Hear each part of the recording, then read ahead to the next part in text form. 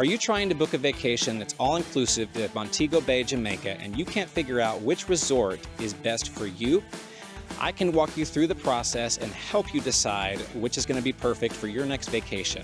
This is Matt with Coastal Compass, and today we're going to be looking at Sandals Montego Bay and Sandals Royal Caribbean in Montego Bay, Jamaica. We're going to break down the differences between each one to help you choose which is best for your next trip.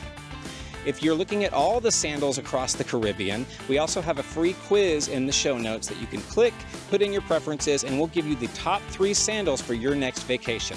All right, let's get to it and see Sandals Royal Caribbean.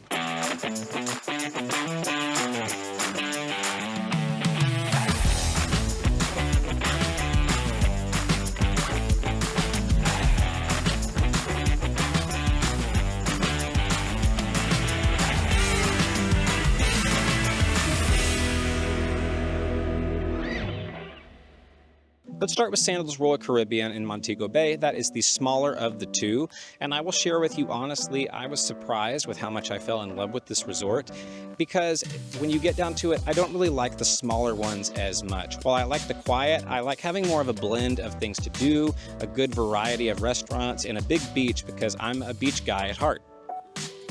However, there was a distinct vibe I got when I showed up at the resort, and it's like its own European village. The best thing I can compare it to is if you've been to Epcot at Disney World and you've done their tour of the world, and you go to an English village or a German village, and that's what I felt here. When I walked past the lobby, I saw the German stone on the walls, and when you got into the plaza, it felt like a small English village. It gave it a very intimate feel, and they were at 90% capacity when I stayed here, and it still didn't feel crowded, although it was intimate. Some of the unique selling points for this resort are that it's 10 minutes from the airport, so that's a major plus in comparison to some of the others that have a 90-minute drive. Another cool selling point is that they have a private island that is a part of the resort. It's just off the coast, and they have a dragon boat that will take you out there from the beach every 5 to 15 minutes. Now, I will be honest, there's not much of a beach on the private island. They have a Thai restaurant, a jerk shack, and then they also have a small pool area with a swim-up bar that's right at the top of the island where you can look down around over the beach. I've been told it's kind of a toss-up. It was quiet, and there was only a few people up there when we visited the island, but I've been told on other days it can get really busy, so you kind of are up to the luck of the draw here. One unique part of the island is that they do have a close optional side. This is the only Sandals that has that, and it's just off into a secluded corner. In terms of rooms, they really have some unique offerings. They've got the overwater bungalows, which are only found at a few Sandals properties, and they're some of their most prized room offerings that fill up really quick. On land, they've got some different buildings that are secluded into different corners of the resort. I'm personally a big swim-up room guy. I really love those rooms, so I did like that they had swim-up rooms at 2 of the different buildings. One of them had this huge hangout area with a bar that was sectioned around the lagoon for all of these swim-up rooms. In terms of food, I will call out that this was not my favorite mix of offerings in comparison to what you'd see at some of the other Sandals properties. They did have a decent blend with 9 restaurant choices, and they have some cool ethnic offerings you can try. You've got the Thai restaurant and the jerk shack that are out on the island, and then the Bombay Club. You've also got some more traditional offerings for lunch, like the pizza joint, and then the pub and the buffet. My personal favorite was the pub here. After a long day, I discovered their buffalo chicken, and it was so good. I'm a sucker for some good pub food. However, other than that, I will say that there wasn't one meal here that stood out to me as the dish of all dishes. If you do want to stay here in a unique room, but you want some more food offerings, fear not. They do have a stay and play program with Sandals Montego Bay, which is right next door, so you can take the 10-minute bus ride over there any day and sample all of their other restaurants as well. I would recommend Sandals Royal Caribbean for those of you who want a smaller, more intimate experience, maybe with that European feel. You also want that private island experience. Only 2 Sandals in the brand have that. And you might want some of the finer rooms like the overwater bungalows. All this knowing you can still go next door to Sandals Montego Bay and utilize them and then come back home to where it's quiet.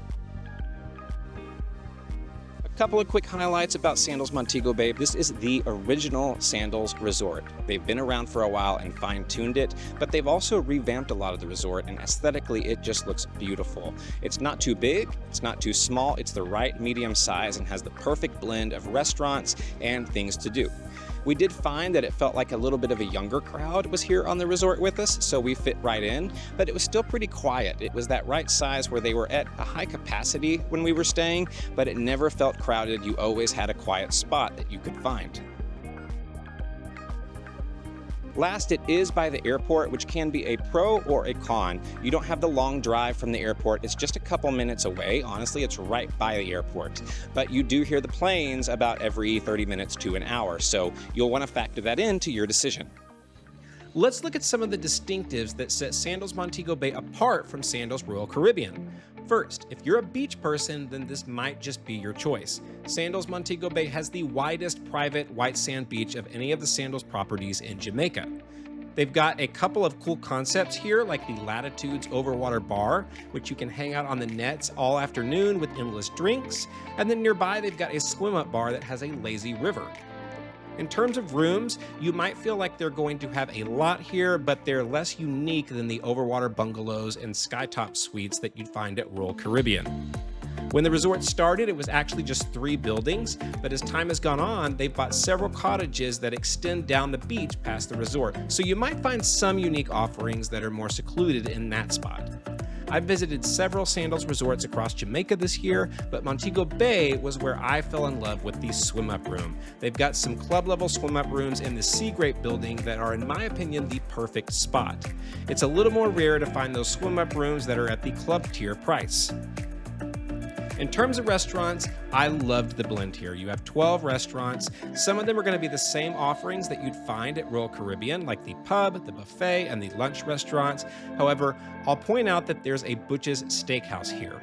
A ton of my clients always ask me when looking at a Sandals resort, does it have a Butch's? Because it's so good, it's become that important to them. All in all, Sandals Montego Bay is probably a good choice for you if you want a good blend of restaurants, a large private beach, and you're okay with it being a little bit more lively, not a total party scene, but you don't mind a little extra noise around you, especially with the airport.